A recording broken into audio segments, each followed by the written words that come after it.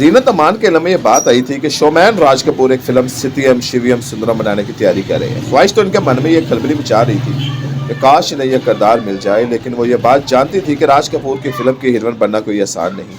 वो सिर्फ खूबसूरती और दिलकशी ही नहीं बल्कि रक्स, अंदाज़ गुफ्तगू और यहाँ तक कि हुलियत तक का जायजा लेते हैं। और यह बात भी नहीं थी कि जीनत अमान कोई आम सी अदाकारा थी। 1977 के आते आते इनके नाम के साथ रोटी, कपड़ा और मकान, धर्मवीर और हम किसी से कम नहीं जैसी खिड़की तोड़ कामयाबी फिल्में जुड़ चुकी थी। वो चाहती थी कि राज कपूर की सत्यम शिवम सुंदरम की गैर मामूली किरदार वाली हीरोइन बनकर खुद को दीगर अदाकारों से 2 कदम आगे कर ले। राज कपूर ने एक फिल्मी मैगजीन को इंटरव्यू देते हुए कहा था वो ये फिल्म सुरों की मलका लता मंगेशकर से मुतासर होकर बना रहे हैं।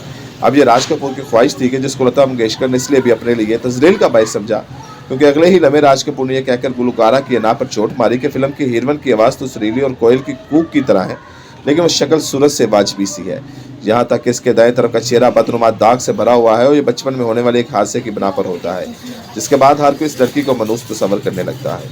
लता मंगेशकर के पास जब सबसे पहले ये पेशकश आई तो उन्होंने साफ इनकार कर दिया। मुमकिन है वो हामी भर लेती, मगर वो राज कपूर की वाजबी शक्ल वाली सूरत वाली बात को नजरअंदाज कर देती या फिर इनके इल्म में ही ना होता। उधर राज कपूर किस बात से अनजान थे कि लता मंगेशकर ने किस बिना पर माजरत की।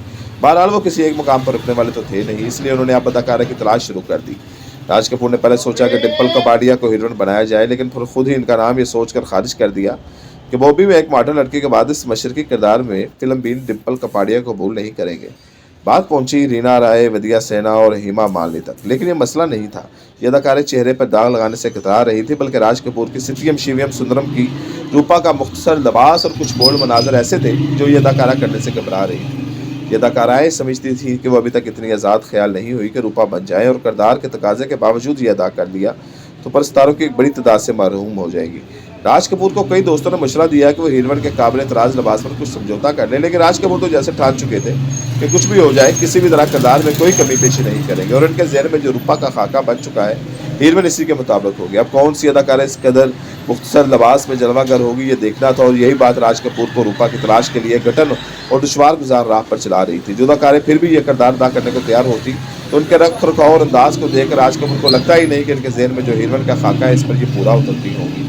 जीनत अमान ये सारी खबरें पहुंच रही थी, जब उन्होंने फैसला किया चाहे कुछ भी हो जाए वो ये किरदार हासिल करके रहेंगे। इसलिए उन्होंने राज कपूर की फिल्मों के लिए फोटोग्राफी और पब्लिसिटी का काम करने वाले मशहूर फोटोग्राफर JP संग्याल से मुलाकात करने का इरादा किया। फोटोग्राफर के लिए बड़ी हैरानी की बात थी कि जीनत अमान जैसे अदाकारा जिनके बारे में मशहूर था तो वो मेल मिलाप पर यकीन नहीं रखती, इनसे मुलाकात करने आई हैं। बहरहाल जीनत अमान इनके मुकाबले दफातर में बैठी थी। इन्होंने वक्त ज़ाया के बगैर पूछा राज कपूर की सितम शिवम सुंदरम हीरोइन का खाका जो राज कपूर के ज़हन में वो कैसा है, कैसी दिखती है, वो किस तरह की हो सकती है। जीनत अमान फोटोग्राफर JP संग्याल से इसलिए भी पूछ रहे थे क्योंकि वो जानते थे कि जब फिल्म की तशहीरी मुहिम को इन्हें बताया गया होगा तो ये भी कहा गया होगा कि हीरोइन को किस तरह कैमरे की आंख में कैद करना है। अब फोटोग्राफर ने जीनत अमान को बताना शुरू किया कि रूपा कैसी होगी। ये वो सब बातें थी जो राज कपूर JP संग्याल के गोश्त गुजार करते रहते थे। मुलाकात खत्म हुई तो उन्होंने तैयारी पकड़ी वो किस तरह रूपा बनेंगी। चंद दिनों की मेहनत के बाद एक सादा सी सफ़ेद साड़ी जिसके ऊपरी हिस्से को सर तक खींच कर ऐसे जेबतन किया गया था इसका पहलू चेहरे का एक सच पा रहा था। जुल्फों की एक लट इस हिस्से पर पड़ी रहती। अब जीनत अमान ने मजीद चंद दिनों तक इसकी प्रैक्टिस की और एक रोज़ इसी गेटअप में RK स्टूडियो पहुंच गई। राज कपूर के सामने आई तो जैसे दम बखुद रह गए। उनको ऐसा लगा जैसे इनकी फिल्म की रूपा खड़ी हुई है।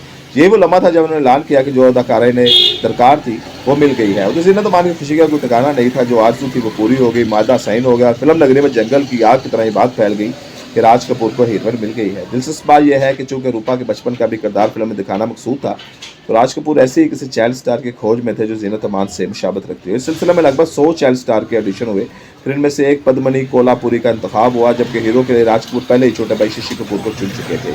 जीनत अमान को जैसे के ख्वाबों की मंजिल मिल गई। फिल्म में जहाँ जीनत अमान का लिबास ज़ेर बहस रहा वहाँ उनके कुछ ऐसे मनाजर भी थे जिन पर कोई इतराज़ नहीं था। जीनत अमान के बारे में एक तासुर ये भी था कि वैसे मनाजर अक्स बंद करने में किसी किस्म की चाहत का मुजाहरा नहीं करती।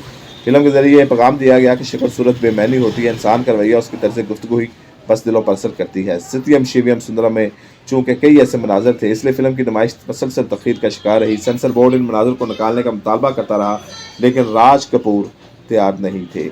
एक क्यास ये भी है कि जब सेंसर सर्टिफिकेट नहीं मिला तो राज कपूर ने इस वक्त वज़ीर-ए-आज़म मरार जीत सईद तक सईद की जिनकी सिफारिश पर यह मामला हल हुआ। राज